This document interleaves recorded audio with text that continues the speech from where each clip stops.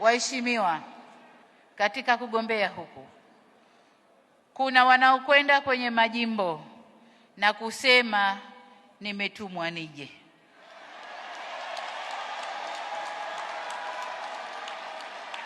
Lakini kwa upande mwingine kuna mtu akienda kwenye jimbo walioko wanasema katumwa aje.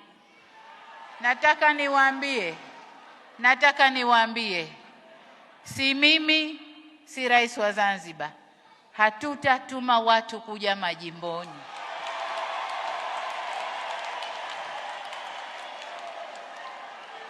Sisi tuna nafasi zetu 10. Kwa hiyo tukimaliza uchaguzi wale tunaowataka tuna nafasi 10.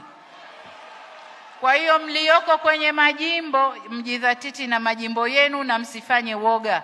Mkiona watu mnasema wametumwa, au wanaojileta wakasema wametumwa, na hao wakateni mapema sana.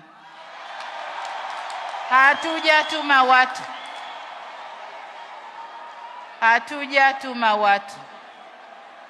Huu ni uwanja uwazi, kila mtu ajipime uwezo wake, aingie kwenye mchezo. Hazuiwi mtu, ajipime uwezo, aingie kwenye mchezo. Wananchi kule wataamua nani wanamtaka, lakini tukimaliza kuamua, chama kirudi kiwe kimoja, tuingie kwa uchaguzi kwa nguvu kubwa.